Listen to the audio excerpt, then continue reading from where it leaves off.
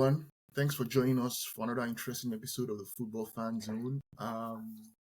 We're back again. We're back again after a very interesting, explosive, fun-filled weekend of football from across the world, the Premier League, the African Cup of Nations, and a whole lot more. As usual, I have the usual suspects with us in the house. We have Uzo joining us. Uzo, how are you doing? How was your weekend? I'm unmuted. I'm good. It was an interesting weekend to say the least. But what can I say? I'm here. I'm alive. We move. So we also have Chooks here with us. Chooks is joining us again this weekend. Chooks, how are you doing? I can see you're smiling. You want to ask me how my weekend went? Okay, how was your weekend? I mean, it was cool. Did anything interesting happen this week? I don't know. It was normal. I did the things I was used to doing. Okay. All right, then we'll get into the things that you're used to doing this weekend when we start. Mr. Adams, how are you doing? Hello, Adams, can you hear us? Adams is frozen on my screen. Yeah, I think Adams is frozen. Yes, yeah. Adams, can you guys hear me now? Yeah, we can hear you. Yeah, it was a great weekend. It was a great weekend, having a nice time. Just like having a nice time, yeah. Okay, all right. So let's get into it. The Premier League this weekend, back to its full complement of 10 fixtures, right? 10 fixtures this weekend, and some interesting results. Arsenal humiliated, destroyed Liverpool 3-1 at the Emirates. Tottenham threw away a lead, and we were just able to take a point from Goodison Park with a 2-2 draw at Everton. Chelsea dismantled at home to Wolves. A Cunha hat-trick at Stamford Bridge ensured that Wolves left Stamford Bridge with a 4-2 victory. And a whole lot more to also talk about, especially as the AFCON, So the AFCON has also, we now have our final 4 teams: Nigeria, South Africa, Democratic Republic of Congo, and the host Ivory Coast. So we'll also be getting into that as well. So, but there's only one place we're going to start, of course, and it has to be at the Emirates Stadium. Arsenal, made the title race interesting again with a 3-1 win over Liverpool. So Chooks, as the Arsenal fan, in the house, brimming with confidence, looking, feeling fly. I can see, your shoulders are, high. Yeah, I have to hang the collar. You cannot drop it. So my question to you would be, what were your thoughts on the game? What did Arteta get right? What went well for Arsenal? First thing I want to start with is, in the midst of it's over, I found there within me an invincible. We are so back. Title race, Adams. Put us back in that title race. Put me back in that title race. Three horse, in fact, 2 horse race. Because what I've been seeing about Liverpool since the beginning of the season, we saw it live and direct. These guys aren't as good as advertised. But from an Arsenal standpoint, it's the same story from the first 2 games. Total domination, no goals. Like, I don't think you guys sniffed anything at the Emirates, except, the own goal that we dashed you guys. But it's the same story. It was pure domination. I think you can play that game back 10 times. It probably ends like 6-1. Because you guys got spared. That game should have probably ended like 7-1. But it's okay. We respectfully sent Klopp with something small. We didn't want to give him something bigger than he can handle. We gave him a small parting gift. And I know you saw my manager at the end of the game doing the Klopp impression. Yeah? Aura.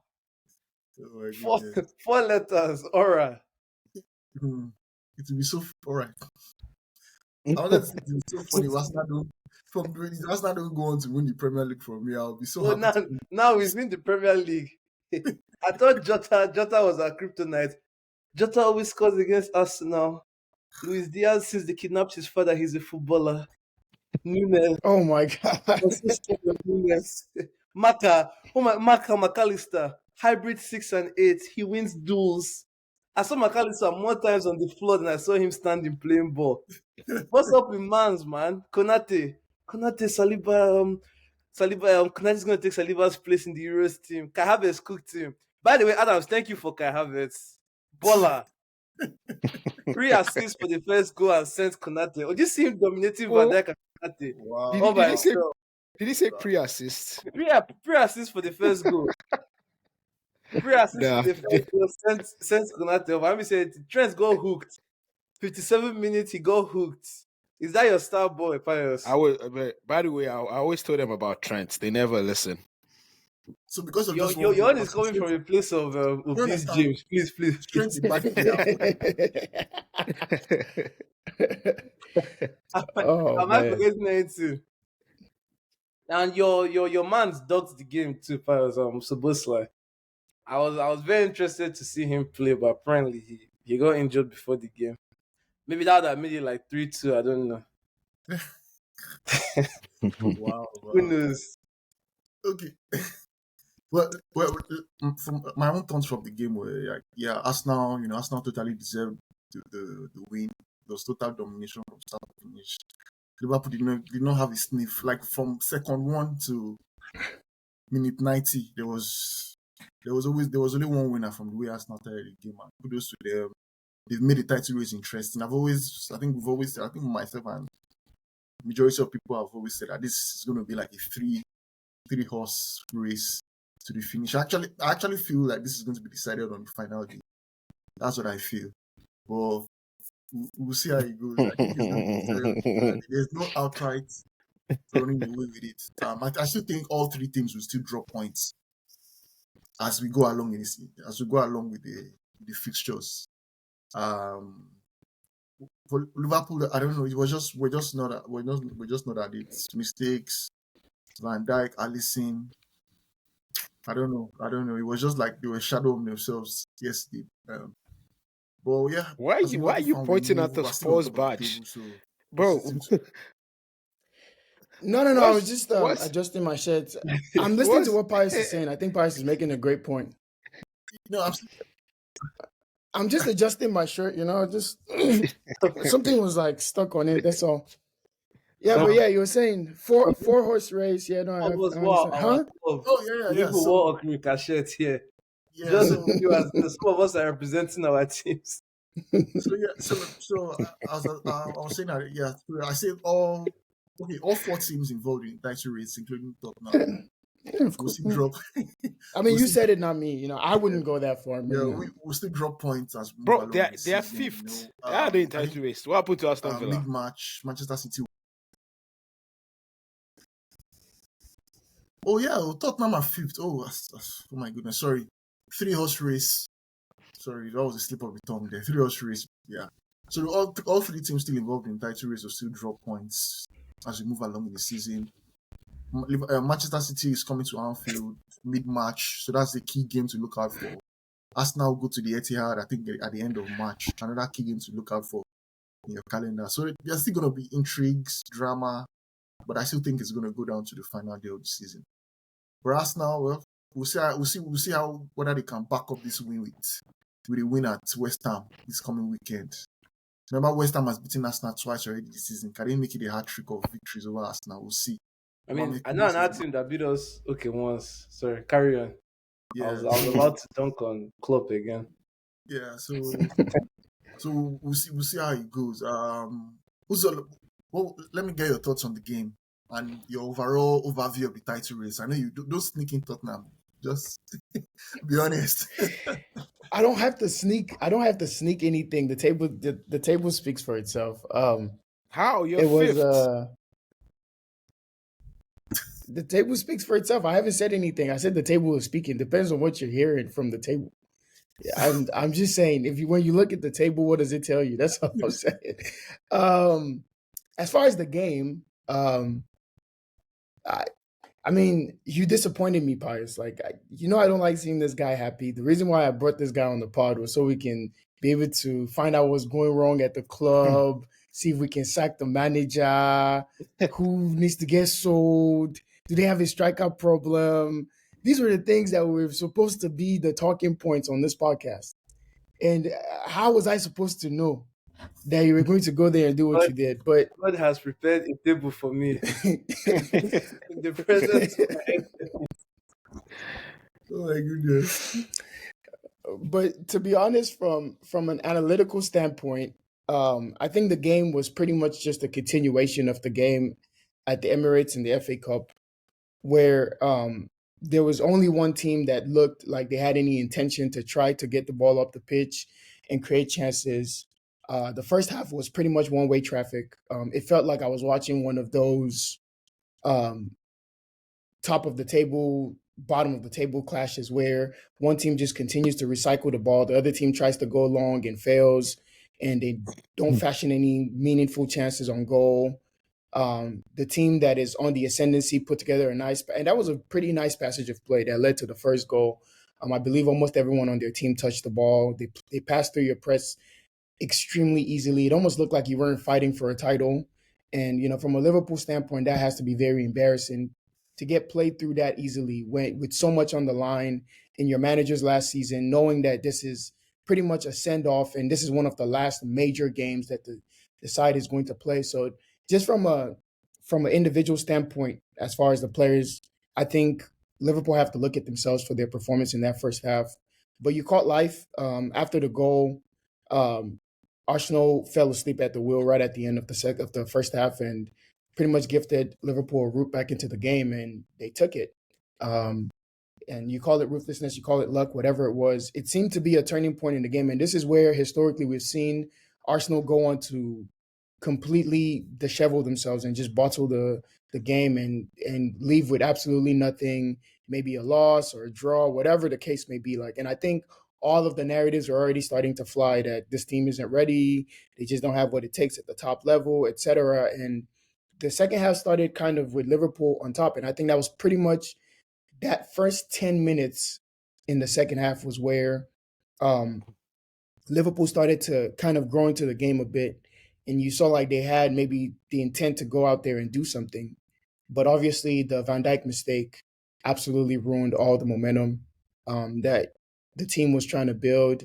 It was schoolboy error. Like if we're let's be honest, we saw something similar from Saliba on the other end, so it wasn't the most shocking mistake, but we have to be honest about those two errors in the game.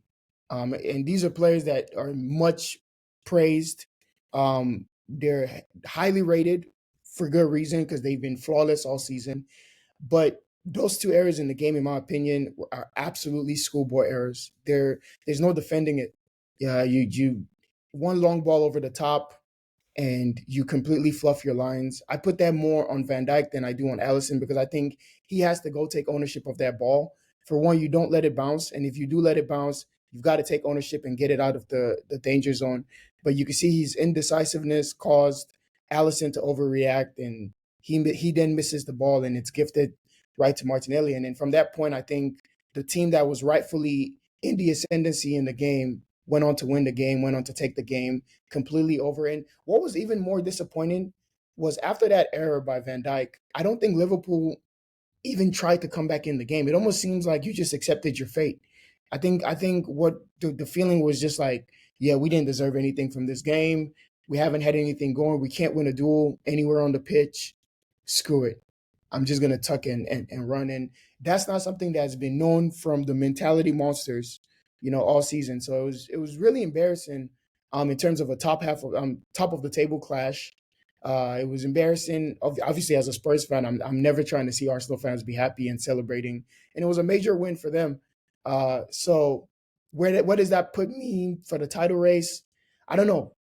3 weeks ago, I sat here on the pod and I said that I think Arsenal were going to fall completely out of the title race. I said they were going to finish somewhere between 8 to 11 points off of the title, and they were not going to get anywhere close. So what's happened now is they've proven me wrong with that because I think right now they're absolutely right back in the race. Whatever happens from here on out, they're absolutely going to be in the race until April, May, whatever it is. So yeah, I take an L on that take. And I think they showed something that most people didn't expect that, was within the team. They showed a bit of fight. They showed a bit of resolve. They got through a difficult moment and they got a very important win. And, it just remains to be seen if they kick on from there. I think overall this result favors City because I think they'll now go on with full confidence, knowing that they've had as terrible a half of a season as they could have had, and they now sit in pole position to go top of the table after the result that we've just seen against Brentford. If they win their next game against Everton, they'll be top of the table before Arsenal or Liverpool kick a ball. So, from a confidence standpoint, that's great for guys who have been here before who know how to do this. But what it does from an entertainment standpoint for the rest of us neutrals, it gives us a very entertaining title race that's probably going to go down to the wire because when you have three teams involved, there's just no way there's going to be enough drop points for one person to go clear. So that's exciting. We haven't seen a 3-horse race in a long time in this league. So hey, let's be having it. Yeah, let's be having it. But yeah, don't forget about the little horse. It's just the little horse in the right race. Yeah, absolutely. Well, I'm not forgetting the little horse in the race. So Chooks. Right. Okay. So Chooks, like I think you mentioned in the earlier part of it, so Arsenal is back in the title race for you. What do you think Ateta needs to do right now between now and May? Right, because I think I was looking at the fixtures and I see the Champions League is coming back in some few weeks. Yeah, in 2 weeks. So I know Arsenal fans are they also want to get that hoodoo off their back. Oh, Arsenal finally wants to win a Champions League as well. And I think I saw a video during the earlier part of the season when some Arsenal fans were saying, why not? Why can Arsenal not win the Champions League? Let's start by winning our first round of 16 games in over 6 years. We never get past that round. But yeah, so I mean, I don't think Ateta needs to do anything. What Uzo said is true. Like, I haven't seen us, or I see it here and there where we come out of a game and we're just flying. Like, we're winning loose balls, we're winning duels as a manager likes, and we're taking our chances. Like, before, like, what we did against you guys is what you always do to us. Like, I remember at least like from like 2018 to 2021, every Arsenal Liverpool game, once we make one mistake, Mane scores, Salah scores. Next thing you know, it's 2-0, 3-0, the game is over. Every gift you give us, we took. As soon as there was something to be taken, we took it. So I don't really think it's on the manager anymore. Obviously, the squad has to be healthy. We need all our important players playing so we don't see, some players that I don't like on the pitch. So we need everyone to be healthy. And I just need to see the same thing I saw yesterday. Like, just go out there and play like you want to win. And even if stuff doesn't go your way, like the manager said it in his the post-game interview. He was like, at halftime, he told the players, if you come out here with your heads down, you are going to get killed by Liverpool. And we saw the first 10 minutes of the second half, you guys looked threatening. And that, I really applaud the boys for not kind of dying and staying in the game till, Van Dijk gifted us the game, basically. Momentum back in our way, on our own side, and then we scored the third goal. So just going forward, it's just the same thing. Like, okay, now you've beaten Liverpool.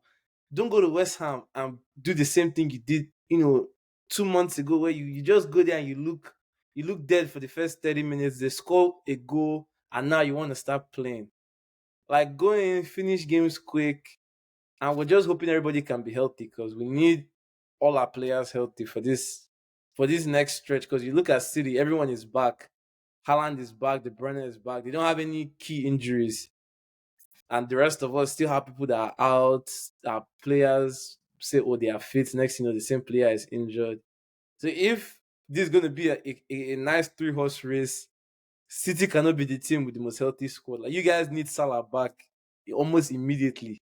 Like, you need him back immediately because that Jota boy, I was telling you guys, man, you guys allowed Tavares and Bellerin to gas him. That Jota boy is not who you think he is. You need the real shooter back. You need Trent playing well. We need Jesus back. We need Thomas Partey somewhat himself. Because if City wants to start quote unquote peaking or going on a win streak, one of us will have to go to the Etihad and get something. I think they are coming to Anfield. Yeah. We're going to the Etihad. Spurs are going to the Etihad. United are going to the Etihad. Somebody. No, Spurs. No, it's the other way around. City are going. Yeah, they're coming to us. Yeah, Oh, City are City is going to. Oh, lovely. Yeah, we got a draw at the Etihad, so they're coming to us. Someone is going to have to get something from there. Storylines.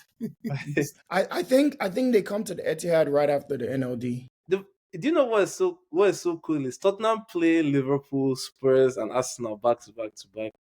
Yeah, and I know so we're gonna have a big say in this race. Yeah. Somebody's gonna leave that game crying, and I really hope it's not me. Hopefully, all three of you leave crying, and then little horse. Okay. Just saying. Okay. I'm just saying. See how the title race. So is it fair to say the Barclays Premier League comes through Spurs Stadium? Somebody's gonna have to come here and do something. Yeah, I'm just saying because those fixtures do come at a very crucial point in the season. You guys, okay, so we're going to Anfield and then we're hosting Arsenal and City back to back. Okay. Yeah. So I think you play Chelsea in there, but hopefully you don't beat them so you don't get relegated. Just for Adam's sake. Hopefully you don't beat them too much and you don't get relegated. I was wondering, I'm like, what does Chelsea have to do with this? And then I was like, okay, bad. Yeah. All right, so the title race is going to be shaping up to be one of the most interesting in recent years. Right, so let's move on to the top four battle. Tottenham,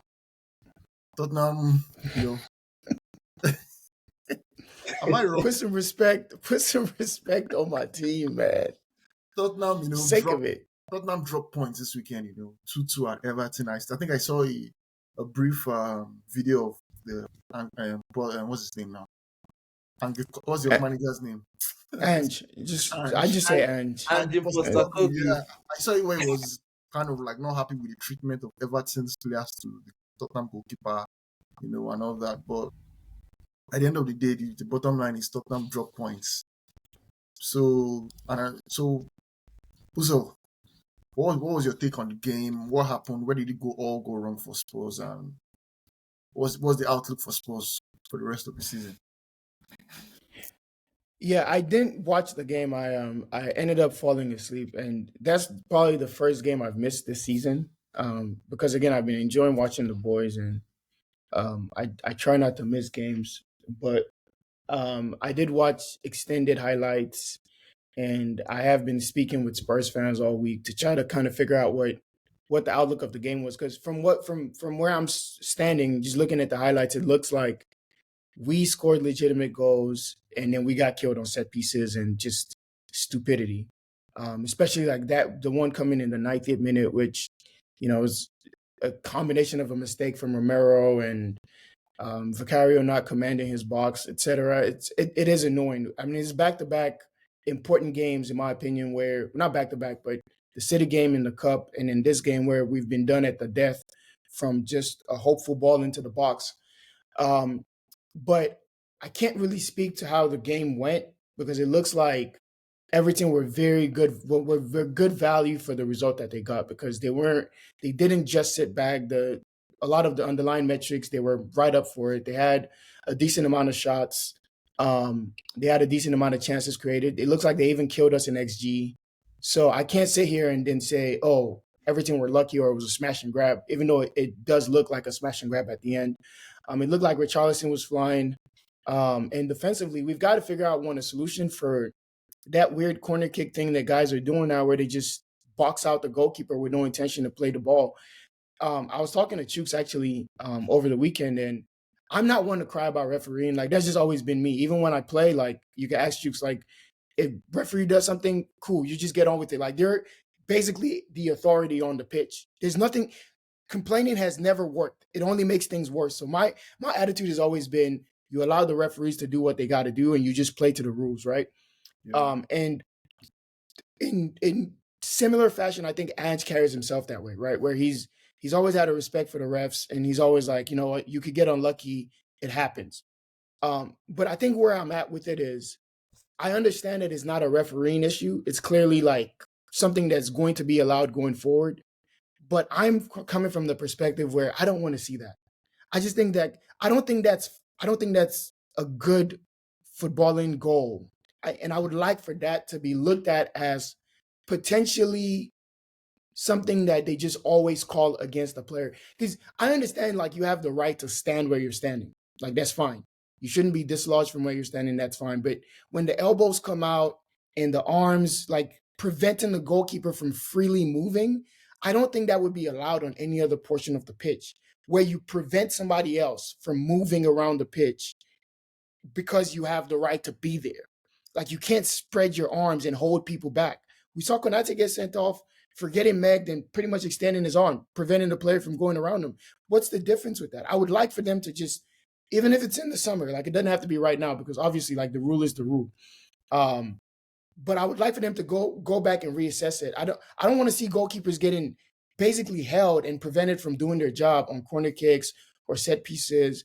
But in the meantime, we need to find a solution for that because you can't have an obvious weakness like that in the league that's this physical. Like every team in the league can do that. So if they realize that we're vulnerable to that, we're going to lose pretty much every game. If they realize like we can just lump the ball in the box, put somebody on the goalkeeper, and we're going to get goals, like goal galore. So we need to figure out a way to do something about that.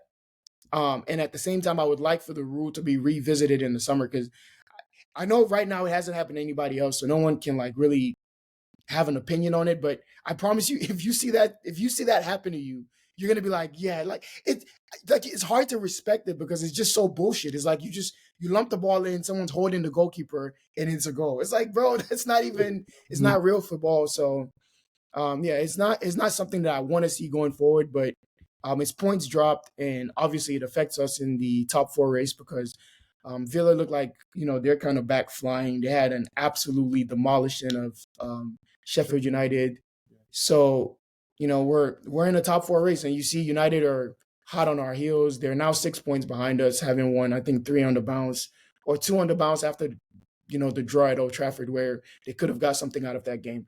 So they're getting a lot of their players back as well. So if we don't want to get dragged into a 3-horse race for one spot, which is fourth, then we've got to start putting a run together to try to get closer to the chasing pack for the title and put some distance between us and top four. But I back my guys to do it. I think we're getting healthier. We've got a lot of our boys coming back. Sar's back after the results from AFCON. So is Basuma.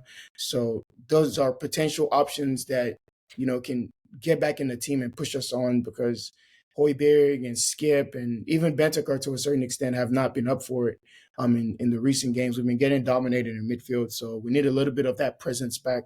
And so hopefully them coming back will bolster the team and we can have a good run into the rest of the season. Madison's back and he's been looking good. He's had 2 assists on the bounce. Richarlison has been firing. Van de Ven, Romero, these guys have come back and they've looked, back to their normal best. We just got to cut out the set pieces and we have to close out games. And, managerially speaking, just the last thing, I think Ange has to learn how to see out victories.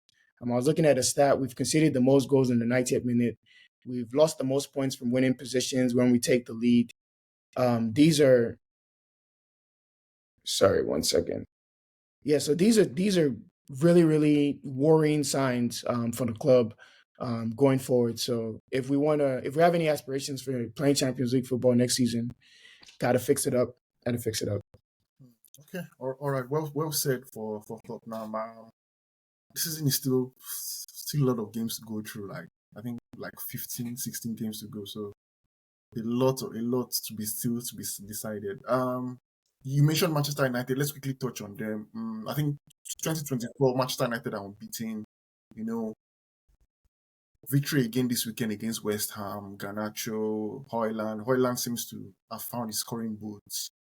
There is the young prodigy Kobe Mainoo right now. So there's a buzz around Manchester United. All the doom and gloom of last year. They have some sort of new ownership structure. The Ineos group has come in. They also had a coup on, I think, one of the sporting director now from Manchester City, Omar Barreda, also Yeah, Barada. gets Manchester City to come to Man U. So right now, there's some sort of feel-good factor right now, Manchester United. They've also got a bunch of injured players that came back all at around the same time. Casemiro. I mean, I know Lisandro's hurt now, but Casemiro, Shaw, Varane, all these guys are back in the fold. So yeah, so they're feeling good. Yeah, feeling good. Some few weeks ago, nobody would have been looking at them for the top 4 race, but right now, like you mentioned, just 6 points away. So yeah, so I think they are in it as well. So interesting time for them. Chicks, do you want to say anything about Manchester United? I mean, they have nothing to play for, so they better take top What do you four mean they have nothing serious. to play for? I don't. They're not in Champions League. They're not going to go find the FA Cup. How do you know they won't go find the FA Cup? What makes This you say so? is United, so they better take top four serious. I mean, Ten Hag said they're still in two competitions, 2 trophies to win. So That's he's backing them for dark horses for the title race as well. So Yeah, they should take top four serious. I mean, they already started playing all these youths, the young players. It reminds me of old Arsenal. Like by February, you're not really competing for anything serious. So everyone starts playing well now because there's no expectation. So I'm hoping that they keep doing well. The game against Wolves was not convincing. Even the West Ham game, I watched the West Ham game. It wasn't convincing. They just scored 2 goals when they had the chances, but it's not. They didn't dominate as you would expect a team that has spent that much money on those caliber of players. It's different if it's like a team that's supposed to struggle. Like you've gonna spend money on high marquee signings, quality players, Champions League winners, and you're barely scraping a win against Wolves. Which, to be fair to Wolves, they did beat another team that spent a lot of money too. But I don't want to go into. I don't want to open that that kind of worms. But Wolves have scored 7 goals against 1.6 billion worth of talent. It's actually crazy, man. It's obviously good for the fans. They haven't had much to celebrate this year. Onana kept a clean sheet, so that's great.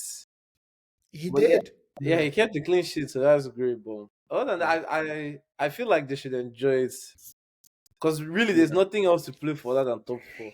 The last thing you want to do is not make Champions League as a United team and go to Europa. Yeah, I think they still have a chance in the FA Cup. Yeah, you can never see. You never really see. But do you want to know my own agenda and all these piles? What was your agenda? So I hate United. I don't like Spurs and I don't like Emery. I'm hoping Newcastle, Brighton, somebody else just shocks and makes top 4. Because if it comes down to it, I don't know who I want to. Cause I don't want United to make top 4. You don't want Spurs I have a bet that Emery will make top 4. I feel like Emery making top 4 might kill me more than Spurs and United. Wow. I might not be able to wake up. If Emery makes top 4, I might not be able to wake up. And then that will leave me supporting Imposter Koglu to make top 4. So yeah, the top 4 race. Put some respect on our name. The top 4 race is very much. I'm very invested in that because I need all 3 of them to bottle or somehow, some way. To be real, I don't think Newcastle are within. They haven't even had a decent result in so long, and they keep losing players. Yeah, and then they drew to Luton, right? They drew to Luton. And then I think they've lost Isak again. It's tough. It's tough over there, man. Yeah, you gotta find a new locomotive. So Brighton, like a Spurs. Brighton go from beating someone 3-0 to losing 5-0. I don't think anyone else has the consistency. It's gonna be us 3. Well, okay, so unless Chelsea can rise. 3 evils. What position is Chelsea these days? I don't really keep up. 11th. They're top of the second half of the table. Yeah, I was reading somewhere that they can't fire Pochettino because of FFP. I don't know if Adams wants to take a look at that. Adams seems very knowledgeable on finance. Maybe he can find a loophole so they can get rid of Poch. Oh my goodness! Yeah, so I think I saw that news as well. Like because they are afraid of breaching FFP or something. my legacy on this show is tied to Pochettino, so I'm afraid if the guy gets sacked, I might be getting sacked too. The whole reason I was on this pod was to explain how he fits into the Chelsea system. Oh So my I goodness. personally am rooting for Poch. You Come on, told Poch, you can save your job. You told so much lies. Come on, Poch, you can save your job. Save my job too. Our job is on the line. My goodness. All we need is a Carabao Cup win, and I think we can all agree that a Carabao Cup win for Chelsea is the right thing, right, Pius?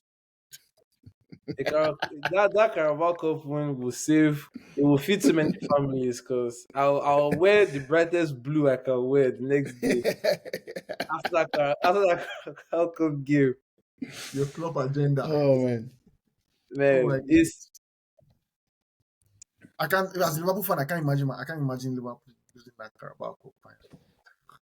It's going to really affect our season negatively. Like it's looking like it's going to be like make our season like spiral out of a season that was looking promising some few weeks ago, and when is the final too? Oh, the 25th. Lovely. Yeah. So it's close. It's close by. It's not far away. So we'll see how it goes. For I think for Chelsea, right? So it's like I don't even know what to say. They can't sack Poch. The team looks like there's no fights. Caicedo was hooked off during the game against Wolves. I see Chelsea fans arguing among themselves. So I just want to ask you guys: has Caicedo been a flop at Chelsea? Uzo, what do you think? I think the reality is like all of these players need time, right? And me and Adams actually did an episode early on where we were analyzing not just the age of the players that have been that Chelsea have signed, but the amount of games that they've played. A lot of these guys are relative novices in terms of the world of football. Like, forget about the age 21, 24, which they are young players, but it's also the fact that they have so few minutes under their belt. We talked about a guy like Cole Palmer, like he's barely played for City. He came into the Chelsea side with probably under 100 minutes of Premier League game time. Guys like Caicedo, he played maybe one full season at Brighton. Enzo Fernandez played six months at Benfica, and then one World Cup campaign. Besides that, is all River played. Who else? Whatever name, Mudryk played one top 5 season at Shakhtar. This is not even a top 5 league. Nkunku, okay, you can say he's an established pro. He's had multiple seasons where he's been performing. Maybe a guy like Sterling, like you can see like his numbers. Nico Jackson, very few minutes. Someone did a full analysis on the entire squad. They're all young and they're all relatively inexperienced. So it's hard to really say, is he a flop? Has he justified the amount that they paid for him? Absolutely not. I don't think he ever will. And me and Chooks have talked about this multiple times before, is I don't think midfielders that play that role will ever justify that type of price tag, right? Even a guy like N'Golo Kante, right? As much as he's going to go down as a Premier League great, how much was he signed for? 30 mil? Yeah. Right? So, around 30, yeah. Yeah, so when you think about it, that position, I don't know what the new revolution has been, and I think is from seeing guys like Rodri and Fernandinho, Fabinho lead teams to domination over a period of time. That people think that add the recent name too. I'm not gonna allow you to just skip over the recent. I'm talking about guys with VVS. Sorry, I'm talking about guys with VVS. Add the recent name too. Fernandinho, Declan Rice, go on. I'm talking about guys with VVS, guys that have jury. The guy has Conference League this thing now. Oh, the Conference League matters now. He won it as all right. Okay. Oh my goodness. Anyways, midfield generals who have won things. Wow. I think people are starting to overvalue the worth of the position. And seriously, like, I just don't get why the 3 highest signings from last season were all defensive-minded midfielders.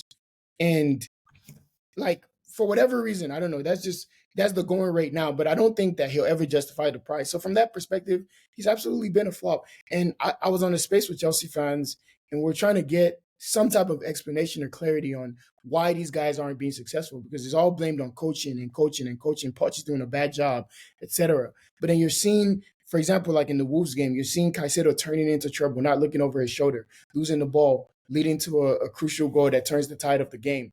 Just little things like that. Enzo Fernandez not being able to put his foot right, playing passes directly out of bounds. So it begs the question: how much of it is on coaching, and how much of it is on these players not just delivering at the price point that they were bought for? And I don't think that they've delivered, but I don't think that they ever will, because I don't think anything will ever justify the fees that was paid for them, because I thought they were exorbitant fees even at that time. And this is why it all goes back to ownership for me, because what is this project? What are you trying to get out of this? All you're doing is ruining all these young superstars or potential superstars by putting way too much pressure on them, not providing the structure and the guidance that they need, and just throwing them out to the Wolves. They got booed at halftime at their own stadium against Wolves. Yeah, I saw you. Where they were Bro, saying, young players cannot be sitting there getting booed. Like, do you know how damaging that is for these? Hey, All that- listen, all that just- long may it continue, but boy, something is seriously wrong at that club, bro. let me bring in some perspective. right? As I always do, Caicedo has flopped. And he is the reason to blame for him flopping. Because any footballer that has common sense would have known Chelsea is not the team you go to. He would have been better off staying at Brighton if he didn't want to go play for club. Like, just stay at Brighton, play one more season, and then don't go. Because what I'm so happy about is Chelsea has proved that you can't just buy your way back into being good. Like, you can't Right. do it. And I'm so happy they're in this mess. The only thing that makes me annoyed is they managed to get away with those extended contracts. But I'm happy too, so because now you can't get rid of any of these players that easily. You want to give them 9-year contracts, good. You are going to pay them those 9 years. Someone like Mudrik, like I look at Mudrik all the time, and I tell Uzo, this guy would cook egusi with pounded yam at Arsenal. Like, you can just see it, but it's so hard at Chelsea because how many coaches have they had now? He's had 3. He went from Potter to Lampard, No, he's at 4. Poch, even though the one bald guy that was interim for like a bit. Yeah, Bruno Salto, Yeah. Lampard, Bruno Salto, Potter, and now Now, Poch. Yeah, he's at 4. Yeah, and it's like one thing about football, one thing about life in general is when you are given a lot of money to do something, there's no patience. Much is expected. Yeah. Yeah, so it's not like Poch is having to figure out with like a thin squad where you can be like, okay, give him some time or give the player some time. You've come, you send them picture of you wearing Chelsea jersey when you were 16, rolling tire in Ecuador. You've come to hold your mother, give her Chelsea jersey to wear, and now you are crying on the bench. Especially when some of the mistakes are like the guy is getting pressed, he's giving he's getting dispossessed. Like stuff like that is stuff you can even control.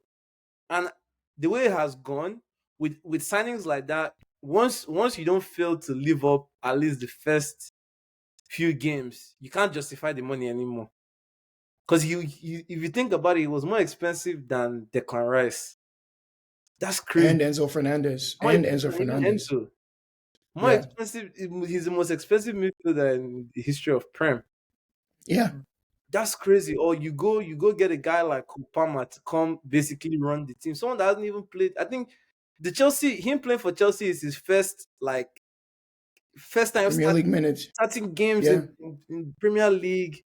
It's such amount of huge pressure, Like, So much pressure, yeah. Yeah, and Chelsea fans keep dancing around the point. The point that Chelsea fans need to understand is you're not good. So you need to lower your expectations and enjoy where you're you not are. good. Like, you are simply not good.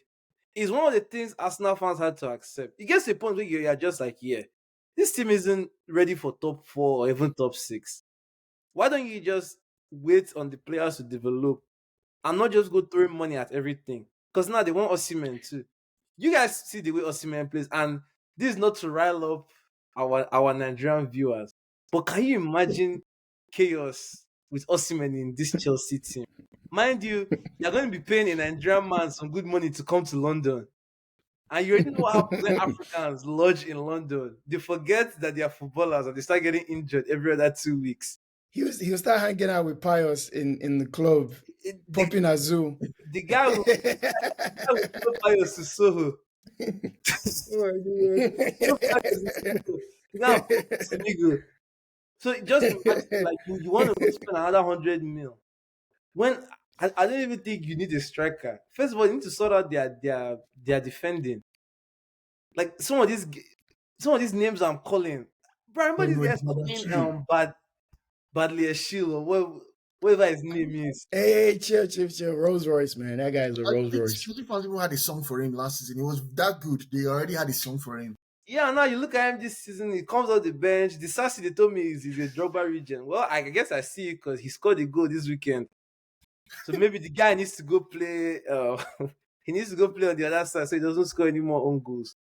Because the rates they are going, if they keep having high expectations, because I'm very sure the average Chelsea fan still feels like they're in some top 6, top 4 race.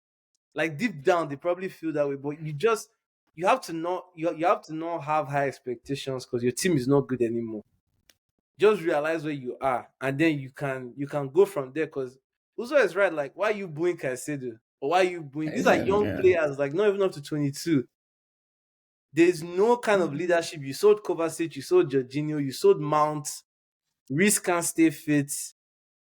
Now they were almost going to sell Gallagher. Reese isn't a senior player even himself. He's young I still. mean, Like I don't maybe you has can Reese even had the leadership? Yeah, like try to squeeze him in, but Gallagher, the only guy that looks like he's running, you want to sell him to. And then it's just going to be a bunch of boys that have braids in that starting 11 and Mudrik. That's not a football team. Mudryk himself might have braids in 1 year if he keeps hanging out in London. I don't know what Chelsea are, but they can't be. I don't know if people saw the clip of the halftime show Todd Bully rolled out. Hey man, that was embarrassing. I'll be real. That was embarrassing. You know, people call Tottenham Hotspur Stadium Beyonce concerts and Whiskey FC concerts and go-karts. But do you see what they were putting on at Stamford Bridge? Yeah, they, I think I gave saw them it. halftime. Yeah, I just saw it. Halftime. Oh. They saw a probably video shared Capri Sun for them. I saw a video where Yeah. I don't know if it was Stamford Bridge or something. Maybe I think there's a hotel close to Stamford Bridge or so. Where like there was a lady on the bed and it was like she was in the stadium sleeping on the sofa or something. Yeah, so I think Oh they my said they were God. doing like some kind of booth or like a lounge where you can lay down A and sweet. watch. Yeah. Like imagine laying down to watch. I mean that's perfect viewing to put you to sleep, man. It's perfect viewing. Knock you right out. Man. Right. So But it's sad because they were actually on a good run. They had won, I think, 5 out of 6. yeah. And this is why I was telling Adams like a few months back. I said when they win, it's not inspiring. It's just not inspiring because they went on a winning run, 5 out of 6, and they lose to Liverpool, and it's like the bottom just fell out. They couldn't get any kind of consistency out of that stretch. They don't have any sense of perspective to keep things in manageable expectations and know, okay, we just won 5 out of 6. We lose to the team that's at the top of the table at their ground. It's not the end of the world. But no, it is the end of the world. They start panicking. It seeps into the players, and then now you go on a stretch of losing again, and now you're back to 11. So they've got to figure out what's going on between the fan base, the coach, the ownership, the players. Everybody is just completely underperforming right now, man. Long may it continue. Okay, all right. Adams is not good. Adams should be here. Privately. Adams is on LinkedIn searching for the next Chelsea manager. That's why he's on LinkedIn looking for who will replace Poch. Oh man, we're hiring. Wow. Okay. So in terms of in terms of the rest of the Premier League, apart from the title race and the top 4, some few talking points. So Crystal Palace on a bad run of form. Roy Hodgson, I don't know. It seems like his time is almost up at Crystal Palace. In terms of West Ham as well, I think David Moyes is also under some sort of pressure. I think they've lost out of the FA Cup, lost to Manchester United over the weekend. Not a good performance, so there's pressure there as well. Considering what West Ham kind of achieved last season with their Conference League victory. Also, there's some. I also like to have your guys' takes. I know Chooks hasn't had his take in terms of who are the teams? Okay, let me just ask Chuk straight. Chuk, in terms of, I don't know how you're following the relegation teams, like relegation battle. So who do you think is going down? Like, who's your candidate? Who are you very I apart mean, from I for sure know Sheffield and Burnley are out. so, okay, so Those guys are not good, and I don't think they have what it takes to stay up. The one I'm not really sure of is who is going to go down with them, because I only remember the season, or like, yeah, I remember last season how Leicester were like, they weren't, I mean, they were close to relegation, but not too close to where it was dangerous, and then all of a sudden, towards the end, just like yeah, towards the end, they just got relegated. That's yeah. how I'm feeling, because I don't think Everton will get relegated, and So I think Luton can stay up, but teams like Forest, because even Brentford is only 3 points away from 18 now. wow. But teams like Forest and Palace, if they are not careful, they will end up being in that mess. But I think Burnley and Sheffield is safe to say they don't have what it takes to even win two straight games. Like, not to even talk of winning one, because you need to be able to win to survive the relegation. You need to be able to at least win some games. Those guys, I don't know, whatever they do there is not good. You look at teams like Luton playing some nice football. Like, you can get behind supporting them to stay up. I don't want to see Sheffield back here again. Like, when they go, ever. they need to suspend. It's like getting deported. You need to be deported without entry, future entry. They can't allow you to even go and apply for visa to come back, because what I've seen from them is so nasty. Like, Yeah. Liverpool play Burnley next week, and I'm like, I can't even hate to watch, because you're gonna flog them, especially at home. Like that, it's always nice when you have teams like, if you're playing Luton now, Luton away is not a fixture you can cross your legs and be like, yeah, we're gonna go win. But if you face Sheffield, that's a good game for guys like Edin Ketia to get a hat trick. The guys normally play, they go out there, they go and exercise themselves, cardio. Yeah. So just for that reason, they can't come back to this league. I don't But yeah, I don't know who will go down with them. I'm hoping it's Forest. I can't stand Nottingham Forest. I hope they go down and they never come back. They sell Olaina to a top six side. So I will need it to a top six side and carry I the was seeing the money. agenda, I know is supposed to be playing in Champions League. So the Champions Man, League club. free my dog. Free my dog. Oh my Olaina. God. Olaika should be, the guy should honestly be at the top four side. I will take him at Arsenal. Wow. That's a big call. You take him at Arsenal. I'll take him at Arsenal.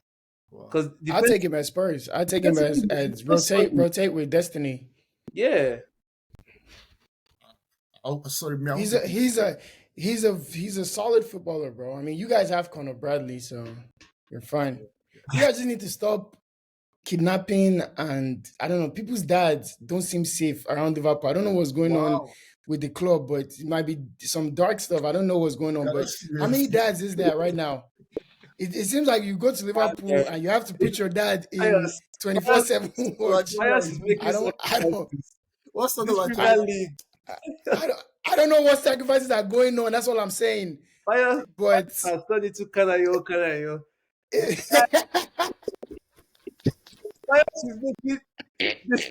So they asked him, how bad do you want it?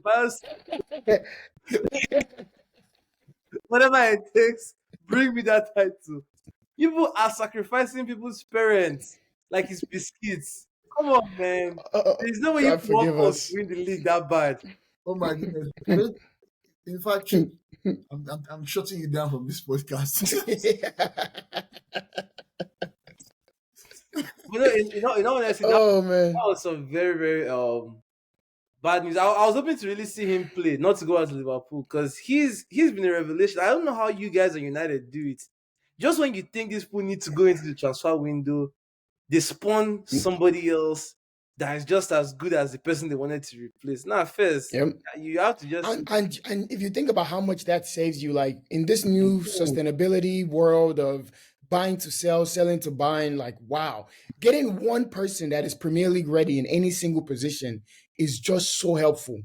Like, it's crazy, man. It's crazy. Adams has spent Ogun State 1 year on Malogusto. I understand, Bios. But you don't have to spend on Malogusto and Disasi. Ah, Oh man. you have to. Oh my goodness. Oh man. Yeah, and don't also not forget Kwanzaa as well. The other guy. I think that guy Yeah, was, Yeah, guys. Jared Kwanzaa as well. Yep. he will save us some money too. Yeah. These Chelsea guys are still in for Antonio Silva. They're still looking for a center back till now that has 2 feet that doesn't get injured. See that's So it's always a revelation to find people in your academy. And yeah. I mean, hey, listen, the people who do it just seem to do it consistently well. Like people tend to forget that Trent came through the academy. Curtis Jones, Yeah, Harvey Elliott, all these guys came through the academy and they're bona fide Premier League ready players. And whether they're superstars or not, the fact that they can fulfill one of the roles in that 23-man squad and to a good enough level where you don't need to replace them, like you can't ask for anything better than that. And Conor Bradley looks like he's well on that trajectory. Listen, his performance against Chelsea, salute. Yeah, top man. Because you're in the middle of a title race. You're coming in for arguably the club's greatest ever academy product in recent memory. the Yeah. best You're league, really. like, yeah, one of the best right backs probably in the world. Yeah, And you coming put in in that performance, cool. salute. Top Salute. Kwanzaa came in for Van Dijk. No, he came in for Matip. And I think that interview, he was saying that Matip's injury is unfortunate, but he was looking to displace him from the team anyways. And I was like, wow, look at the mentality from academy.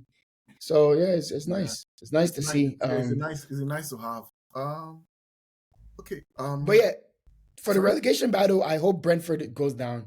I don't want to see those guys in this league again, That bro. sounds personal. I'm Yeah, good. very No, personal. it's very personal. It's very, and they can hold those 3 points as well. I didn't get to speak on them midweek, but Yeah. you know, Mope doing the darts, and he's saying he has less relegations, brother. Look down your future. You're heading back down. That team cannot stay in this league, bro. They're an absolute embarrassment to this league. By the way, they've lost. I think they've lost more points from winning positions than we have. Playing that nasty, disgusting 5 at the back football that they do and just hoofing it upfield and defending the entire 90 minutes. I remember when- Absolutely disgusting, terrible team. One of the worst that I've seen in this league. very- You know what?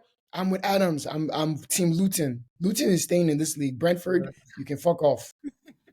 That sounded very personal. Okay. All right. I think we've kind of touched base on everything Premier League related. So I think just like I think Chooks mentioned, for the sake of the title race, it would be good for all, especially for Arsenal, Liverpool, all key players to return. I think like Chooks mentioned, Urian Timber, Michael Partey. I think they'll be coming back soon. So Arsenal will really need them. Liverpool, I think Salah is training already, so he's coming back soon. Thiago is back. Wataru Endo is back from the Asian Cup as well. Japan got knocked out. Yeah, Japan got upset. That was crazy. Yeah, that was They lost to Iran. We need crazy. Tomiyasu for West Ham. yeah. Oh yeah, that's true. Is he fit though? Was he playing in that squad? He was playing center back the whole tournament for them. Japan have a nice crop of center backs as well. They have that Ito guy that plays at Stuttgart. They have another guy as well. Then that's surprising to see them dumped out. But hopefully Son goes on to win it. Asian Cup, but that's something about this tournament. I think it's South Korea's year, bro. Son is putting together a masterpiece of the season. I can see where you're coming from. Ooh, hey man, the Son agenda. See, I'm not even being selfish and asking for my star to come back because we got this. Son, go win that trophy, man. Go win that trophy. We got this. We're gonna stay in the race. I think Iran might win it. Yeah, they play Jordan next. Oh yeah, it's them to win. Yeah. The We're winner. gonna make the final. It's gonna be they win the about final, yeah, and I think because Iran, the thing is South Korea. Like the reason why I think they'll win is they've already had 2 scares where they were supposed to be out of the tournament. They equalized in the 90th minute, both against Saudi Arabia and against Australia. who's it? Australia. Australia. Yeah. Yeah. So the two last minute equalizers. I think one was in the 85th and one was in the 90th minute. So listen, they've rode their luck, and I think all they can do now is just go on to win it. Oh, cool.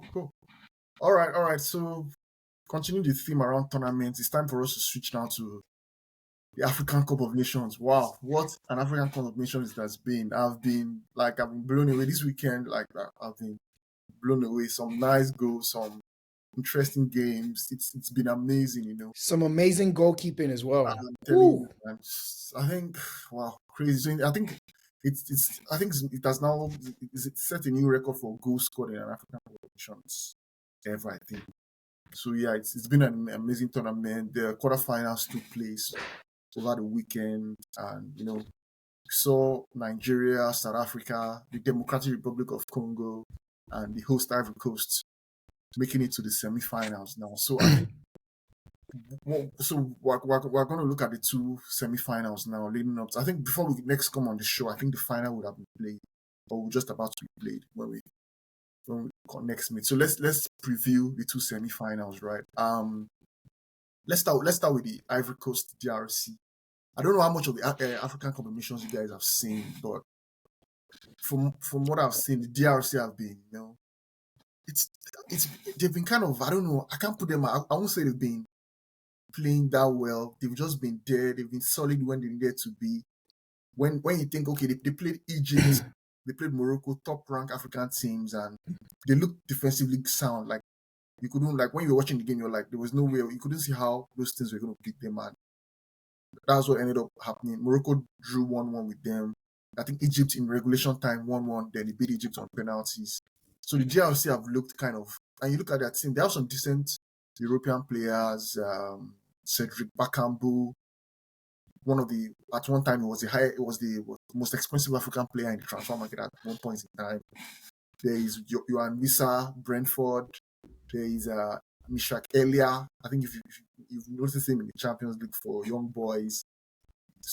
Then Charles Mbemba, one time of Newcastle. So they've got some decent players there, and you know, who knows what could happen. We play Ivory Coast on Wednesday, and for the Ivory Coast, right? This tournament has been it's like a fairy tale for them, like hosting and the kind of scenarios they've had to go through. There's been stuff of like you couldn't have written a better script, you know. Just made it to the knockout stages, like at this stage. Their manager left them, like just you know abruptly during the tournament. The assistant or the interim manager had to step in. As he stepped in, he has been amazing. Defeated Senegal, top-ranked team in Africa, defending champions. And by the way, playing beautiful stuff. I thought they have played Senegal in that round of 16 game. Absolutely. Like, they absolutely destroyed Senegal in that game.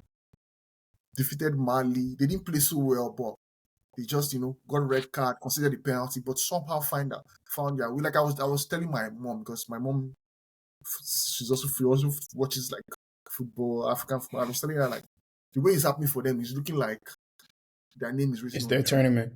Yeah. The way things just happen to him, like you said for South Korea, the way things just happen, you're just like, it's looking like this bull winning. But I don't know. The Nigerian in me is like, no way, they're not winning it. They're not winning it. And why I'm kind of like going to say so is because the game against Mali was heated. Like, so West African derby, you know, a lot of feistiness, a lot of aggressive play. And then, I don't know, maybe lack of discipline. Serge Aurier getting a yellow, so he's suspended for the semi-final. There's one of their defenders, Kosunu. I think they said he's in Bayern Leverkusen. Yeah, he got a red. He got a red guy. He's out as well. And the guy who scored the winning goal took his shirt off. And it's also, those are some key players that they will miss. Would they come back to bite them in that semi-final against the DRC? I suspect so. They have enough depth to where like the guys that are coming in, like you're talking about guys like Adingra then coming in to play in for like a Diakite, or you got a guy like Willy Bolly coming in for Kusunu. Like they have like for life, possibly even upgrades coming in. So it's like I don't know. From your point of view, right? They will. Is also the resolve, right? When you go through hardships, that's one thing. Like most teams that win, they have those periods of hardships where you have to like kind of figure out who am I in the trenches with, and you could tell losing your coach, being rock bottom of the qualifying pool, being pretty much the worst team that qualified, and just going out there and playing free, knowing that. Listen, we were already out in our mind. You know what I mean? We were already done. So we're playing with house money here. We're at home, just put on a show for the crowd. And you can see like now there's a belief starting to build where they don't look like they could lose. Like I can tune in, 70th minute, they're down 3-0. and something in my heart would just be like, I don't know here. Like I don't know if they're dead. Like, Yeah. and so when you have that kind of resolve, especially playing in front of your home crowd with as much quality as they have, They have and the beautiful thing is the quality has varied. Like in the game against Senegal, I thought Pepe was absolutely unplayable. Yeah.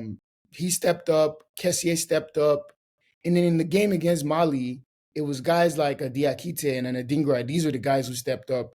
Even to a certain degree, Sekou Fofana had a good game as well. Seko Fofana at the end, all his random long shots finally worked. So it's just like when you're unlocking that level of aura in a tournament, it almost seems inevitable that you're going to walk away with all of the marbles. And Congo, they have a lot of decent quality players, Masuaku and Mbemba and Visa, all these guys, like they sound good on paper, but when I watch them play, it just feels like they haven't played anyone good enough to beat them yet. Right?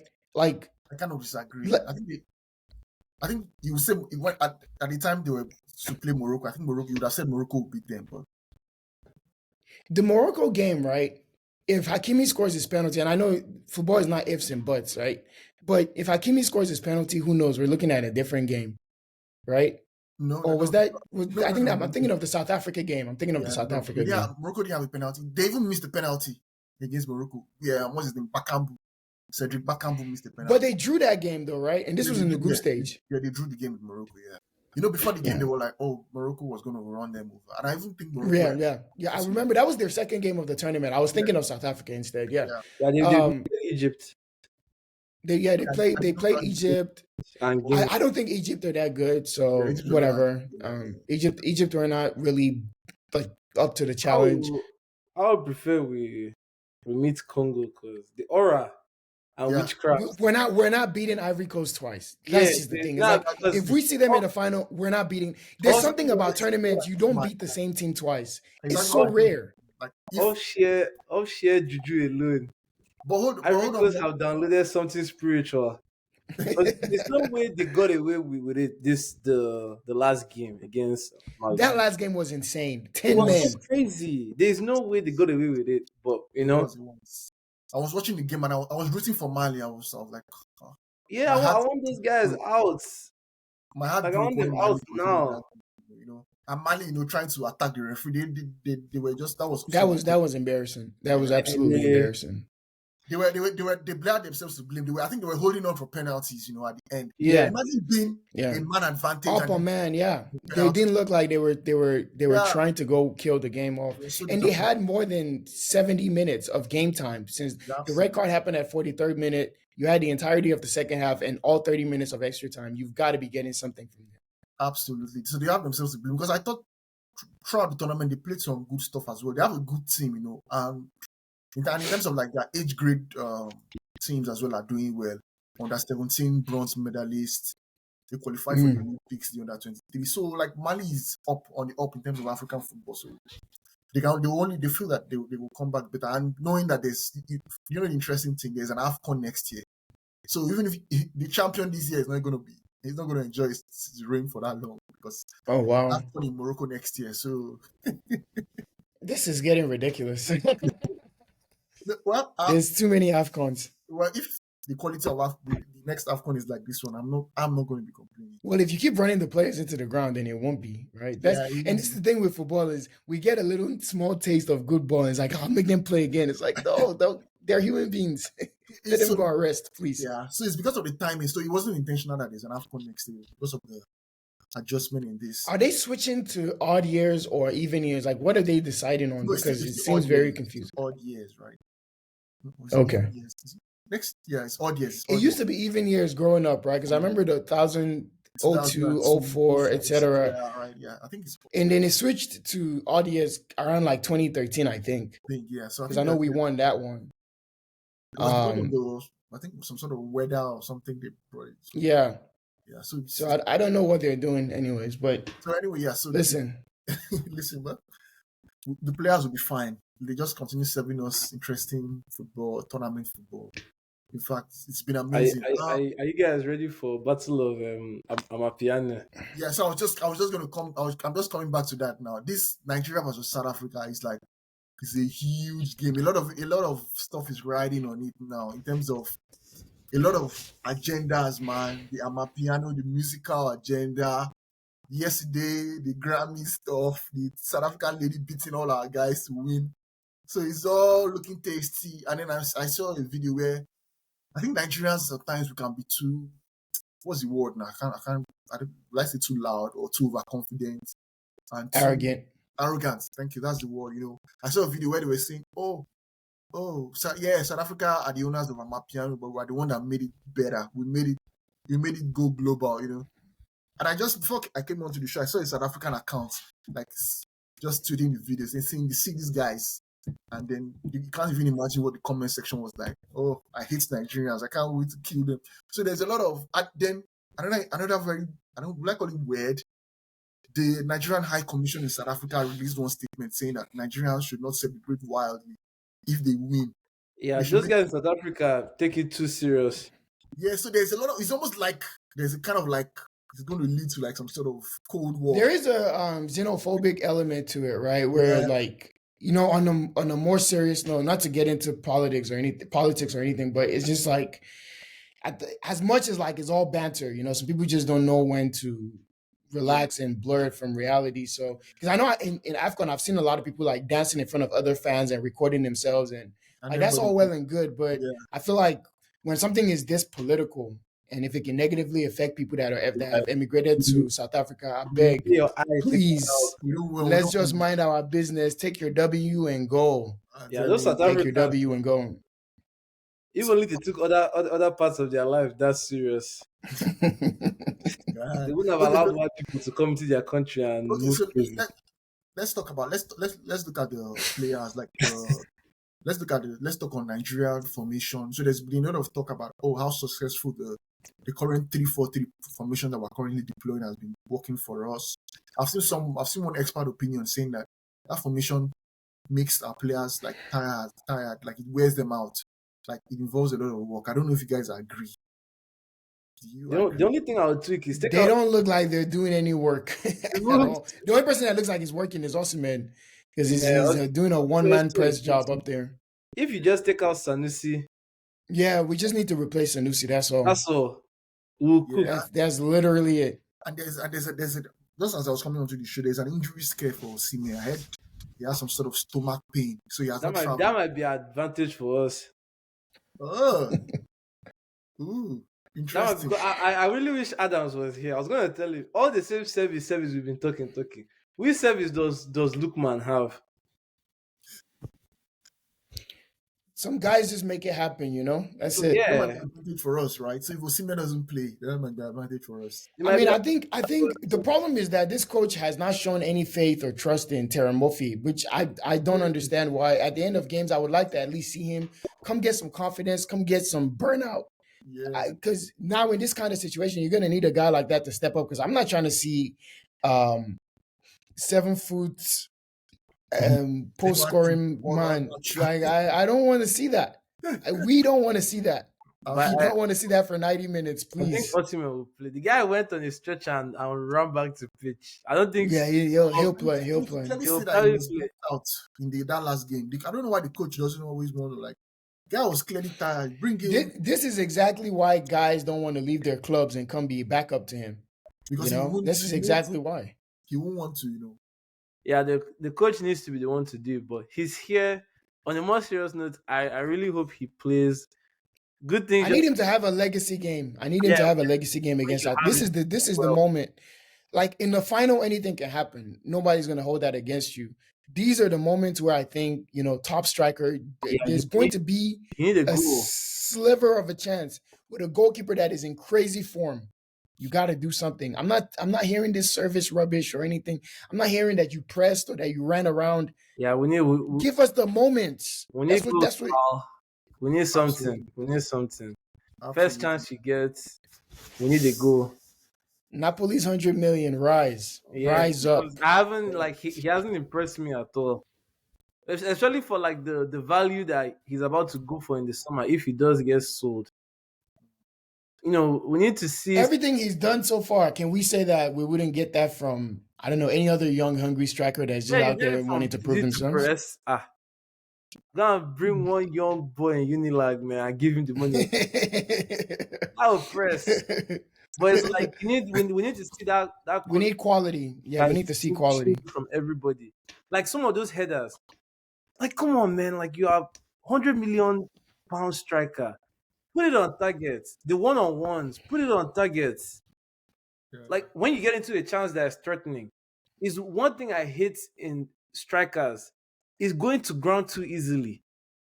Like don't leave it to the referee to decide if it's a penalty when you know, especially this AFCON, they've not been calling pens like that. Like stay up on your feet, fight, like Yeah. shoot the ball. It's those little things that he does that it makes me so annoyed watching him because I feel like every other time he's complaining to the ref or he's on the floor. Like stay up against South Africa where you already know this game. This game is much more than just on the. This is bragging rights Exactly. because whoever Yeah. wins that game, the next year Whoever loses that game will have to deactivate. you It's cannot. going to get really nasty online. That's the thing. You So already know Ghanaians are waiting for us. Cameroonians, Yeah. everybody's just waiting for us to slip Well, up. like, when are these guys going to lose? So Osimhen, if there's any game, Adams will say you have to believe in your players. Adams, I'm with you 100%. I believe. And I saw some comments where I agree with, like, it's not, we don't want, personally for me, speaking for myself, I don't want any 1-0. I want a comprehensive 3-0, 4-0 victory. Honest, remember when We- we told we- you, anything we see we eat. One anything. 2-0, And I don't even care if it's a controversial. yeah, handball that they did not see. Please, just get out of I there. I just need at the end of the 90 minutes, I need to see Nigeria advance into the final, and then anything we see from there, we eat. My expectations are not that high. All I need is the way advance. Yes, That's it. That's it. All right, guys. So to close this out, I'm going to ask you guys quickly, right? What do you think the final fixture is going to be? Let me start with you, Chooks. That final, who are the two teams playing that final? For you? I'll just go with my guts. I just feel like it's going to be Nigeria Ivory Coast. That's what I feel. It's just the script is looking like it's going to be Nigeria Ivory Coast. Okay. All right. Uzo, for you, what do you think?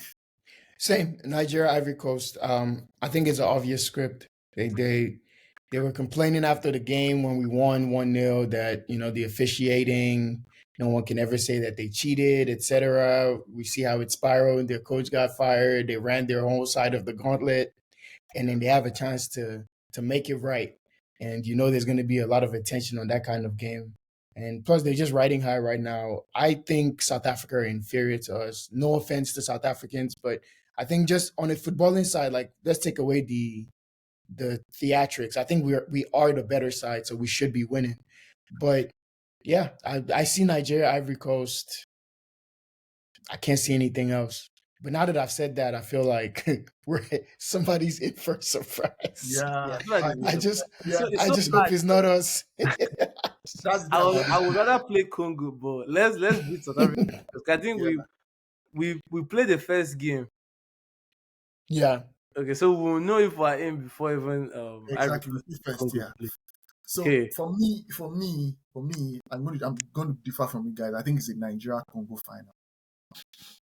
I hope you're right. I hope because if it's Nigeria Congo, I'm telling you right now, just put our name on the trophy, bro. And the crazy thing is, get to Abidjan. The crazy thing is, actually book the tickets to Cape Verde.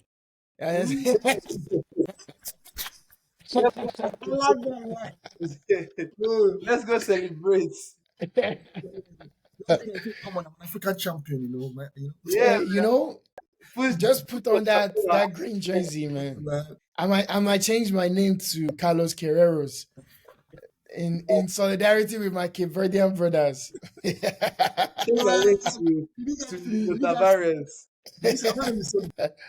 I don't know if you guys saw the clip online during that South Africa Cape Verde pronunciation, the Arab commentary, where the guy was saying, yeah, when he was singing the song.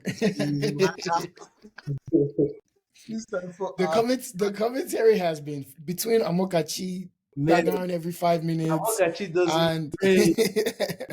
does bro. You can somebody they can literally be a lizard running across the stage. Amokachi will be like, Oh yes, back then in the national team, we used to run like lizards like that. The lizard is how we played back then, and we moved just like that. I'm like, bro, like suppose you can allow us to absorb the game. Man. Bro, seriously, always talking every second, and I'm like, Oh. guy, allow us to absorb. I had to mute him. Like the game. Commentary. Yeah, I had to mute it because I'm like, nah, this guy is talking way too much, man. Oh man, That's our legend. that's absolutely funny. Okay, guys. Before we finally close the show, right? I don't know how you guys have been following AFCON. I have a few questions for you guys. Few questions for you guys to answer. Chooks, I don't know how you've been following the AFCON. I have a few questions to ask you. So it's like a quiz section, right? So I'll just throw the question to you, and then if you know the answer, you just say fastest finger or fastest answer. Yes. Okay. So all right. So you guys ready? You guys ready to go? Yeah. Yeah. Okay. Right. First question then. Who is the current goal scorer in the AFCON right now? The Highest. current highest goal scorer. Yes. Quickly. No. Mane. No. That Mohammed guy in Egypt. No. Oh, that is the second highest goal scorer. It's not the first. The second highest. Nah, I don't know. I was thinking Might of be it. from. I know he start party. I know Lukman has 3. Lukman. No, Lukman. No. And I know Lukman. That Mohammed guy has 4, I think. Lukman has 2. Yeah, I don't know.